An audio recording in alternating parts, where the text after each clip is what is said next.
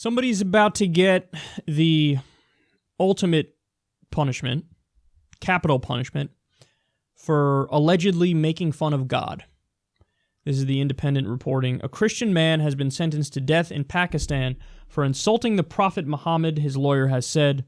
Nadeem James, 35 years old, was said to have committed blasphemy in a poem he sent to a Muslim friend on the WhatsApp messaging service. He was arrested in July last year after going on the run following the accusation of blasphemy, which human rights groups say is sometimes used in the country to settle personal scores and target minorities.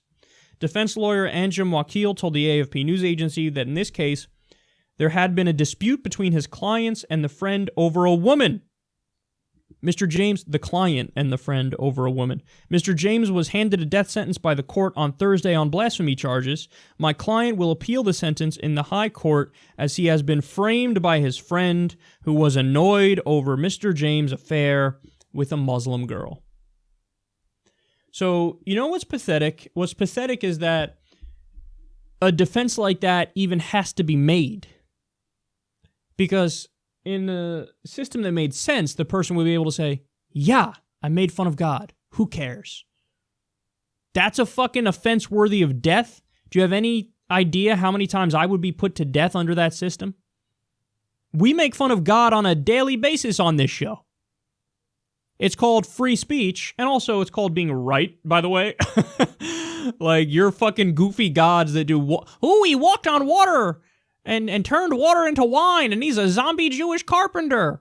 Or, he flew to heaven on a winged donkey. And by the way, my friend who was a former Islamist told me that it's actually a mistranslation when people say, oh, it was a winged horse.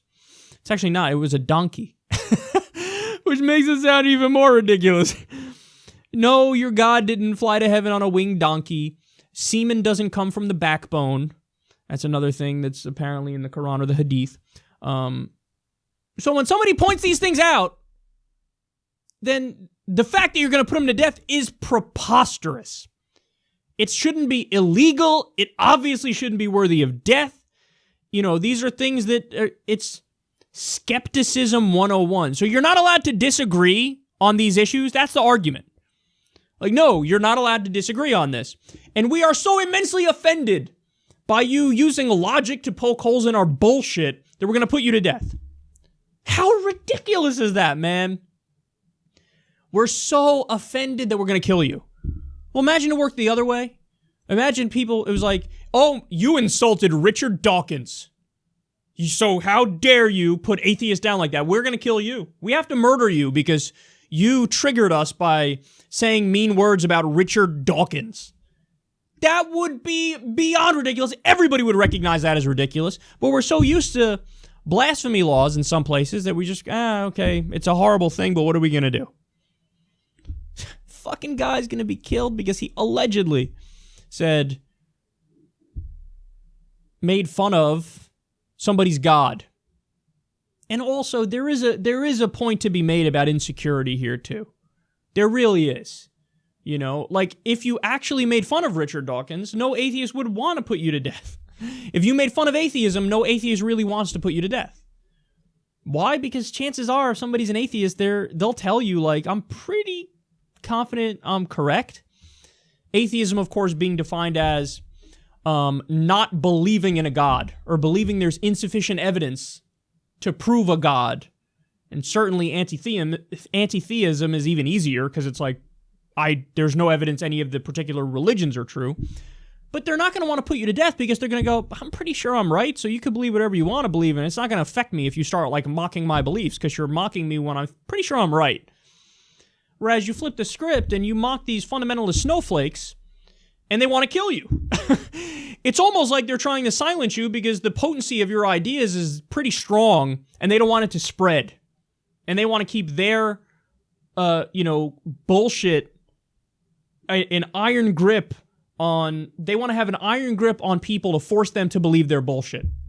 And if you allow the dissenting opinion in, the dissenting opinion which is clearly strong and potent, well then the whole thing might come crumbling down. So there is a point about insecurity here, of like, on some level they gotta know, like, I don't really have the strongest case, which is why I must massacre anybody who slightly disagrees with me. It's just the saddest fucking thing ever. So yeah, but by the way, I also kind of believe the defense too.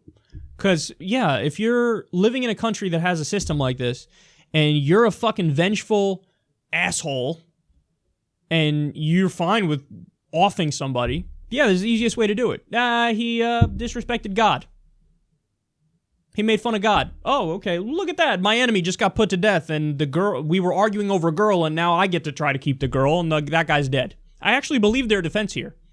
But the point is, even if he did make fun of God, that's unbelievable that he's being put to death, and then nobody even fucking talks about it. You know, because this is me being put to death, this is you being put to death, because the majority of people in my audience are non-religious. Could you imagine being put to death over saying something that people think is offensive, but it's really inoffensive, and it's also true? I said something true, so they killed me. What a sad way to go, man. And what a disgusting system.